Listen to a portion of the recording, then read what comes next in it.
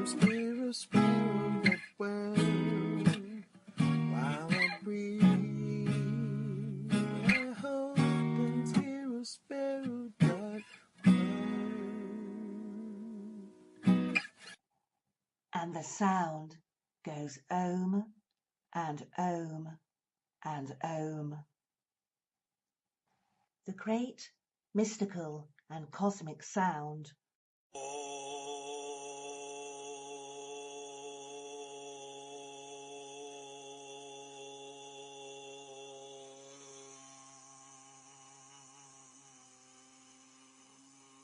is a gentle, vibratory hum made entirely by the most rudimentary musical instrument, the human voice box, which taps into the higher self within and the supremely all-knowing universal divine conscious mind.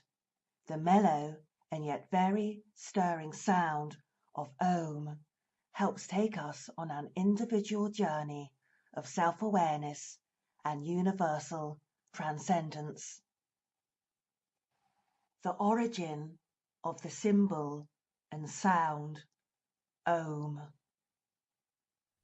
Om can also be represented by a symbol as well as a sound, and Om is derived originally from the Hindu religion in India.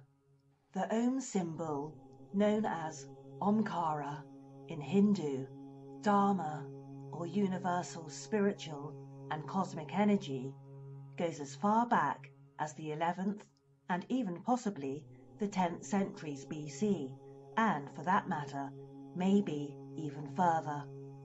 The sacred Om, which is esteemed to be the first and foremost sound of the universe, from which all other tones and sound frequencies derive, can be found at the beginning and end of chapters contained therein of many sacred Hindu books, such as the Vedas, and is also talked about in other Hindu spiritual writings, including the Bhagavad Gita. The importance of Om in Hinduism. The Om symbol is considered to be one of the most divinely mystical symbols in the Hindu religion, and wherever it appears in various Hindu texts, whether it precedes the start of the chapter or the very end, one can be sure that nuggets of deep and meaningful understanding can be obtained from the wisdom of the text it appears in. In Hinduism, as well as other religions, an Om chant is orally practiced before and after prayers, meditations, and even the spiritual and physical exercise of yoga, as a way of tuning in to higher cosmic frequencies of understanding, knowledge, and ultimately enlightenment. Om breathing and Om vocalization. In the famous Hindu writings called the Chandogya Upanishad, followers of the Hindu religion are encouraged to concentrate on the Om in both written and sound form in order to see the divine in usually ordinarily mundane things which are often taken for granted. Chanting Om is a marriage between breathing and vocalization because it is a sound that can only be made in an extended fashion when one concurrently harnesses the skill of controlled breathing with a resonating hum. Gods, devils, us, and Om. The Chandogya Upanishad also touches upon the struggle between dark and light, wrong and right, and good and bad that human beings have within, as well as the outer, invisible combat between ourselves and gods and devils. In fact, Chandogya legend has it that benevolent gods and deities adopted the all-powerful Om sound as a way to do battle with and banish demonic entities, dark energies, and negativity in general. So, if you're feeling a bit gloomy or pessimistic, it may be worth taking some much needed time out to do an Om chant while visualizing rays of light and hope. Om and Buddhism. In the Buddhist religion, and especially Tibetan Buddhism, Om can represent the sacred oneness that we have with all living things. When Om is used for mantras or during meditation, it helps release traits such as envy, greediness, lust, enmity, narcissism, and stupidity. However, bearing in mind that Buddhism does not conceptualize the notion of a supreme living God, the Om sound taps into the ever-expanding universe, which on a human level thus serves as a way to find tranquility and acquire enlightenment. Om and the Dalai Lama. The topmost monk and spiritual leader in Tibetan Buddhism is known as the Dalai Lama. The current Dalai Lama, Tenzin Gyatso, is the 14th monk to hold this position. He advises that when performing the Om mantra, known in Tibetan Buddhism as Om Mani Padme Hum, it is very important to be mindful of what Om actually means. The 14th Dalai Lama explains that to the negative, Om represents the chanter's tainted mind, speech, and body, and to the positive, after attaining glimmers of enlightenment, Om serves to emphasize the sanctity of the mind, speech, and body. Mani epitomizes the good intentions of love and compassion, which sets one on the true path to enlightenment.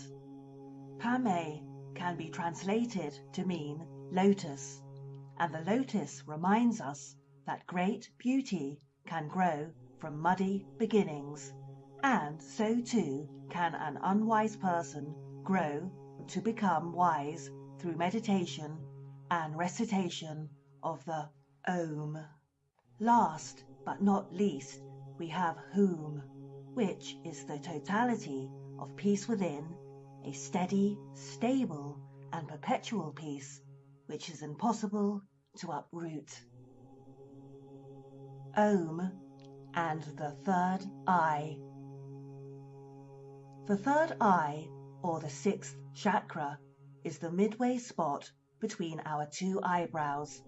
However, the pineal gland, situated deep inside our brain, is thought to be the true biological site of the third eye. In Hinduism, it is firmly believed that we are able to receive higher forms of wisdom, insights, and visions through our third eye. Muscles need to be exercised to keep the body healthy, trim, and in shape, and likewise, our third eye also needs a regular workout in order to receive beneficial comprehension from the universe, or the gods, or God.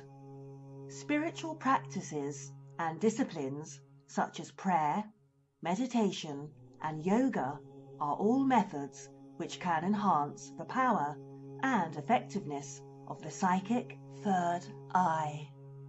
Hindus and practitioners of other religions and belief systems use the sound Om as a chanting mantra during meditation or yoga to help open up the third eye, which is sometimes likened to a lotus flower that is first of all closed and then gradually, with enough sunlight, begins to open up until it is a natural wonder to behold. In the same way, reciting the Om chant begins to open up the third eye, so that as a citizen of planet Earth and the universe, you start to receive deep, intuitive insights and discernment, and even enlightenment. Om talismans and amulets. According to Indian Dharmic traditions, the Om symbol holds as much psychic power as the Om sound or Om chant. Wearing a piece of jewelry such as a pendant, locket, talisman or amulet which carries the Om sign upon its face or within it if it's a locket, can help the wearer during meditations and Om chanting mantras to delve deep within and gain extra sensory perceptions and tap into heightened states of wisdom and consciousness. An Om amulet or other piece of Om jewelry can be charged and infused with the very energy of Om by simply clasping it in the palm of your hands while sitting cross-legged or comfortably on a chair and chanting the Om sound for as long as you feel compelled to do so.